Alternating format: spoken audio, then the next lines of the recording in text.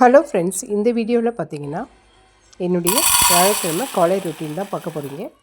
First ஜீரக தண்ணி வச்சு ஆற வச்சுட்டேன். அதுக்கப்புறம் முருங்கைக்கீரை கடையில் செஞ்சு ரொம்ப நாள் ஆகுதுன்னு சொல்லிவிட்டு முருங்கைக்கீரை கடையிறதுக்காக பருப்பு ஊற வச்சுட்டு அது கூடவே பூண்டு, பச்சை மிளகாய், வெங்காயம், தக்காளி, கொஞ்சமாக மஞ்சள்தூள், ஜீரகம் எல்லாத்தையும் சேர்த்துட்டு நான் என்ன பண்ணுவேன்னு பார்த்தீங்கன்னா குக்கரில் ஒரு விசில் விட்டு பருப்பை எடுத்துக்குவேன். அதுக்கப்புறமா ஒரு கடாயில் பருப்பை சேர்த்துட்டு அது கூடவே பார்த்திங்கன்னா முருங்கைக்கீரையும் சேர்த்து கொஞ்சமாக வெந்ததுக்கப்புறமா எடுத்து சட்டியில் போட்டு கடைஞ்சால் டேஸ்ட்டு சூப்பராக இருக்கும். இந்த பீட்ரூட் ஒயின் பார்த்திங்கன்னா 2 நாள் ஆகுது. பொரியல் செய்கிறதுக்கு டைமே இல்லை, செய்யவே முடியல. எப்போ பீட்ரூட் வாங்கிட்டு வந்தாலும் உடனே செய்ய மாட்டேன், ஒரு 2 நாள் ஆகிடுது. இந்த டைம் இன்றைக்கி அதை செஞ்சே ஆகணும் அப்படின்னு சொல்லிட்டு செஞ்சுட்டு அதுக்கப்புறம் கொஞ்சமாக முட்டை பொடிமா செஞ்சுட்டேன். மார்னிங் பிரேக்ஃபாஸ்ட்டு பார்த்திங்கன்னா பூரி தான்.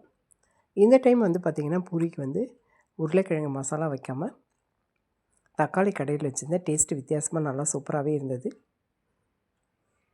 அதுக்கப்புறம் லஞ்சு பேக் பண்ணியாச்சு.